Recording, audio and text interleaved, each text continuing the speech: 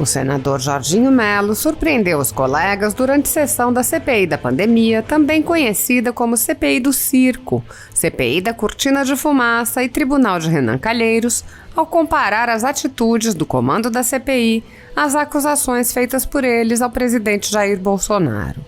O senador mostrou imagens do senador Renan Calheiros, relator da CPI, no hospital recebendo a visita do ex-presidente Lula, quando ambos foram fotografados sem máscara e disse: "Faço o que eu digo, mas não o que eu faço." O ex-presidente Lula esteve visitando o senador Renan Calheiros. Só para contextualizar, o senador Renan com o ex-presidente Lula em um hospital em São Paulo. Os dois sem máscara dentro de um hospital. Aí é Lula e Bolsonaro, faço o que eu digo. Talvez o Lula não possa ir para a rua, talvez só possa estar assim dentro do hospital. Nesta atuada, o senador também abordou interferências externas de opositores do presidente Jair Bolsonaro na CPI. Fala-se muito também de gabinete paralelo. Presidente da CPI conversa com Lula e Dória na semana passada, diz o Igor Gadelha aqui. Então a CPI tem um gabinete paralelo também? Vamos parar com esses assuntos, isso não vai construir absolutamente nada. Lula conversa com o G7 da CPI da Covid. É gabinete para lá, gabinete para cá. Conversar não faz mal para ninguém. Vamos parar de dizer que o presidente Jair Bolsonaro é culpado. Outro sim, o parlamentar explicitou a hipocrisia de petistas. A diferença desta Copa América é que a TV Globo não vai transmitir esta. Precisamos ocupar estes equipamentos construídos, gastaram fortunas com dinheiro público em estádios lá atrás, em vez de construir em hospitais. É uma forma de contribuir para isso ser usado. Assista. Eu queria falar o seguinte, a nossa CPI aqui muitas vezes puxa para lá, puxa para cá, mas sempre tem aquele componente político que não pode ser afastado. Isso todas as pessoas que nos vê, que nos escrevem, que estão assistindo, nos mandam. Por exemplo, esse negócio da máscara. Faça o que eu digo, mas não faça o que eu faço. O presidente Lula esteve visitando o senador Renan. Isso é só para contextualizar isso aqui, perder um pouco de tempo, né? Porque a CPI vai ser isso mesmo. O senador Renan, o presidente Lula visita no hospital em São Paulo, fotografia, os dois abraçados aqui, sem máscara, dentro de um hospital. Isso, né? Ah, não, aí é Lula e Bolsonaro, aí é outra coisa, por isso que eu estou fazendo isso. Então tá aqui. Então, faça o que eu digo. É que talvez o presidente Lula não possa ir para a rua, só possa estar assim dentro do hospital. O presidente fala muito aqui também do gabinete paralelo. Então aqui está, o presidente da CPI conversa com o Lula e Dória na semana passada, diz o Igor Gadelha aqui, no jornal do dia 4/6. Aqui está o nosso presidente conversando também. Então a CPI tem um gabinete paralelo também. Vamos parar com esses assuntos, porque isso não vai construir absolutamente nada. O presidente Lula conversa com o G7 da CPI da Covid. Está aqui. Globo, enfim. Então, é gabinete para lá e gabinete para cá. Conversar não faz mal para ninguém. Mas temos que parar com isso de só ficar aqui procurando dizer que o presidente Bolsonaro é o culpado, daqui um pouquinho vai ser o culpado do vírus. A Copa América. A única diferença entre os campeonatos aí é porque a Rede Globo não vai transmitir essa. Essa é a diferença. Essa é a grande diferença. Nós temos aqui utilizar esse bafafá, essa barulheira, para ocupar esses equipamentos que foram construídos, que em vez de construir hospital lá atrás, nós construímos ginásios, campos de futebol, arenas, que hoje estão jogadas às traças. Aí talvez o governo está contribuindo um pouquinho para usar esses equipamentos que estão parados, ociosos, que foi construído, gastado fortuna com o dinheiro público. A nota que, respeitosamente, que a comissão editou, só tiraram uma parte. Eu gostaria de ter visto aqui a preocupação do presidente também, que esboçou, sobre o atendimento às micro e pequenas empresas, o Pronamp, as parcelas que foram liberadas, o dinheiro que nós estamos aguardando para liberar agora para salvar o pessoal de eventos. Isso tudo está na nota, só que não saiu. Tem aqui,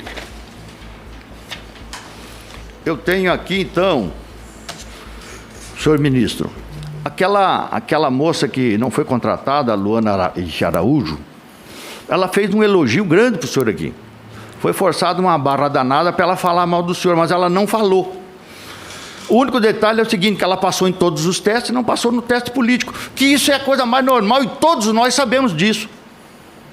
Então eu quero lhe pedir, para não vou passar do tempo, viu, meu presidente? Até vou poupá-lo, para deixar para o senhor, ministro, fale das suas ações no ministério, fale coisa boa. O que está fazendo, o senhor deve estar fazendo, o senhor tem um outro perfil. Fale sobre vacina, fale sobre equipamentos, fale sobre o gás e o oxigênio lá no Amazonas, como é que está, os lugares que vai ter essa Copa América, fale sobre isso, e isso as pessoas querem ouvir, isso nós queremos ouvir, tá? Porque a disputa política ela vai acontecer sempre aqui, isso está claro, não tem resistência, sempre vai ser assim. Eu encerro e deixo o restante do tempo para Vossa Excelência.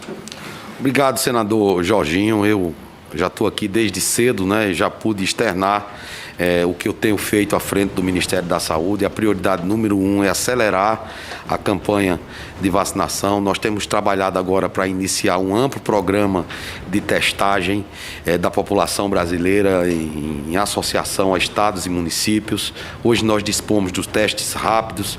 O Brasil, no ano de 2020, testou muito pouco.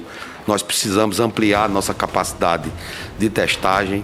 Já estamos com 14 milhões de testes aí na iminência de fechar o contrato para poder distribuir com estados e municípios. Eu tenho dialogado com as secretarias estaduais e municipais. O primeiro diálogo é público com o secretário municipal de saúde, Edson Aparecido. Esse seria um dos pilares do enfrentamento à pandemia, uma ampla campanha de testagem para que nós consigamos identificar aqueles que são contaminados, os seus contactantes.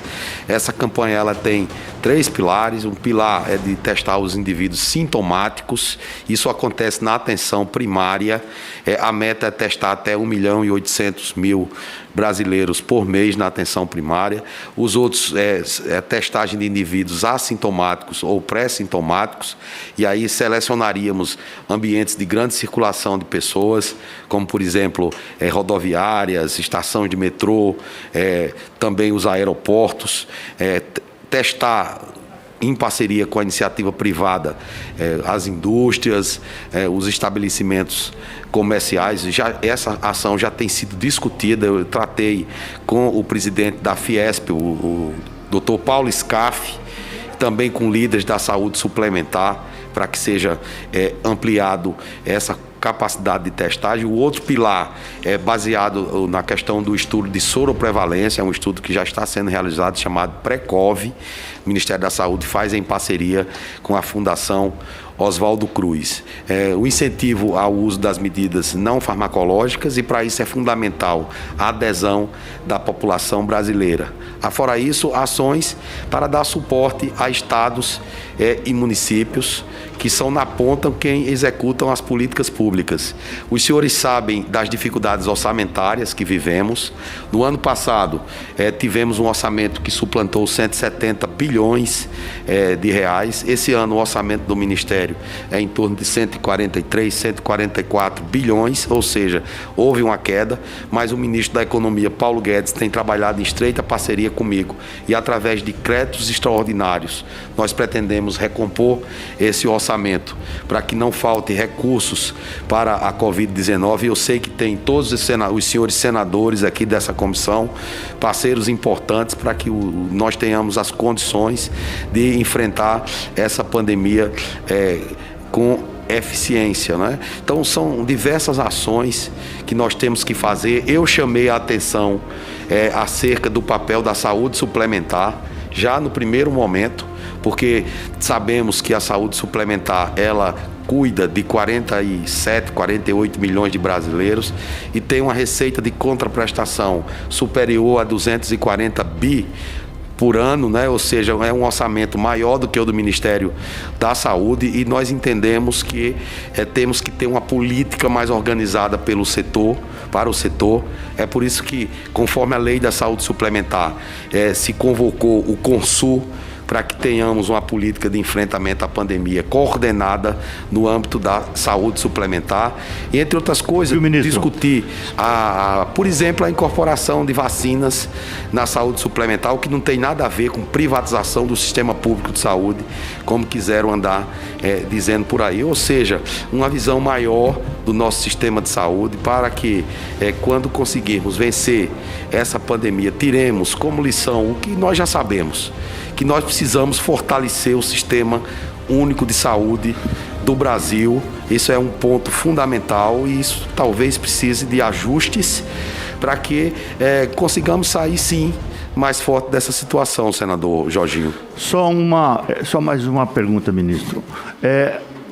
Abaixo de 18 anos, nós não vamos vacinar ninguém. Ainda não há uma evidência científica sustentada. Não precisa. Ainda não há evidência científica sustentada, embora, quero dizer para Vossa Excelência, que a Pfizer já pediu no FDA a autorização para vacinar acima de 14 anos, a Moderna já tem estudos para vacinar acima de 14 anos, e isso está no nosso horizonte, né? A vacinação. Muito obrigado, ministro. Com a palavra o senador Marcos Duval. Obrigado, depois, presidente. Senador Rogério. Ok, obrigado. Vou tentar ser breve, o dia está puxado. Também acordei às 3 da manhã, estou desde as 8h30 sentado aqui, o corpo já não aguenta igual de todos os colegas.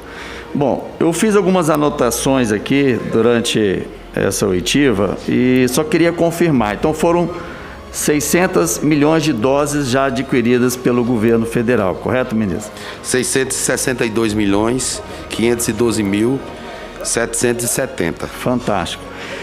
Outra questão que eu prestei atenção, nos vídeos que os amigos senadores colocaram, eu não vi em momento algum o senhor ministro nesses vídeos, nem fazendo aglomeração, nem sem máscara.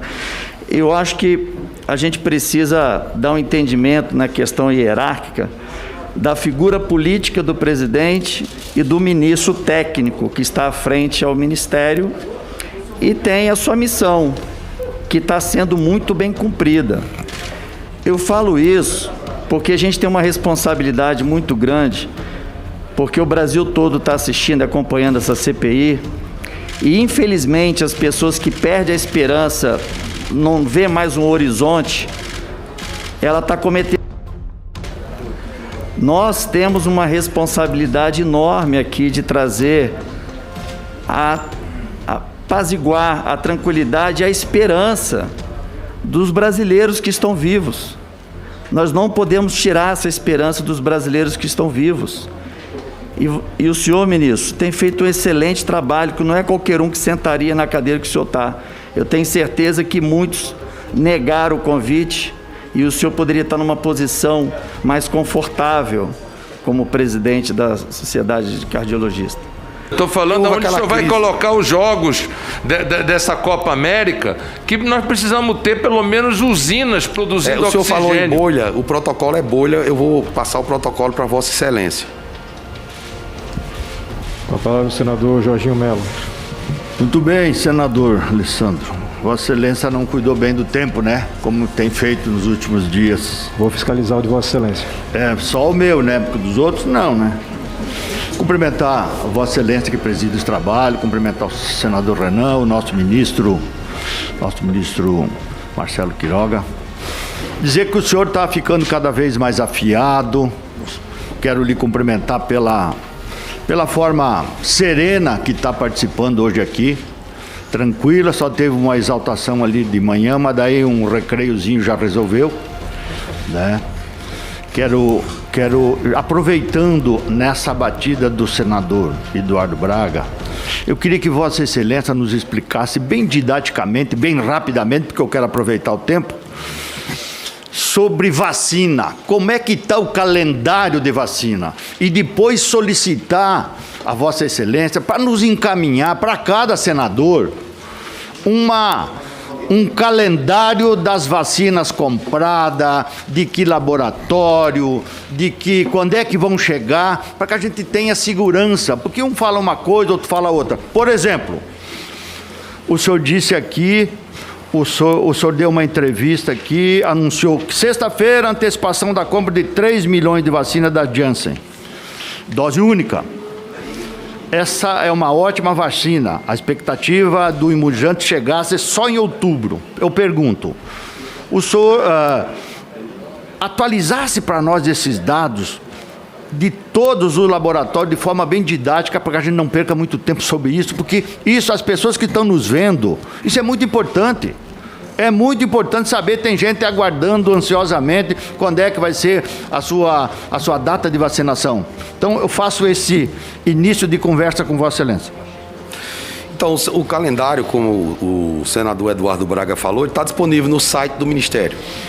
A partir do terceiro trimestre, no mês de julho, né, tá lá o número de doses do trimestre. Porque nós não temos a certeza total das entregas, mas já são 662.512.770 doses de vacinas contratualizadas pelo Ministério da Saúde, senador Jorginho.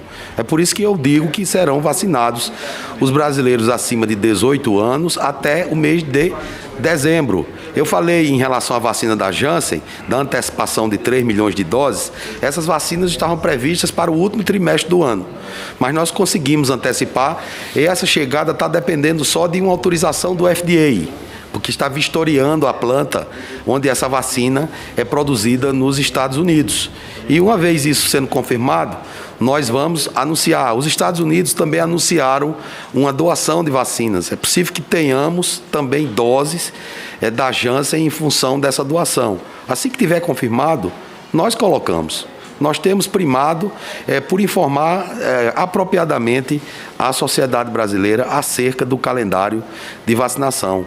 Não tenho dúvida que nós vamos vacinar a população brasileira. Posso assegurar a Vossa Excelência. E esse calendário está disponível, mas poderemos enviar para cada um dos senadores.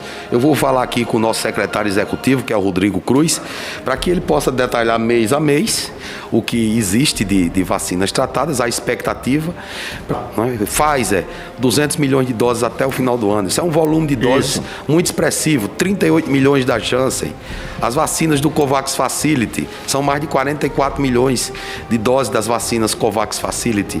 A AstraZeneca, a produção do Fiocruz, a partir de outubro será nacional, mas nós já contratamos IFA para a produção de 50 milhões de doses, que vai suprir esse ato entre o que está sendo feito hoje e a produção nacional. Então, se é algo que eu estou tranquilo, é com relação a essa meta de vacinação. Além disso, na iminência de fechar o contrato com a Moderna, dependendo de detalhes. E a campanha de vacinação do Brasil vai bem.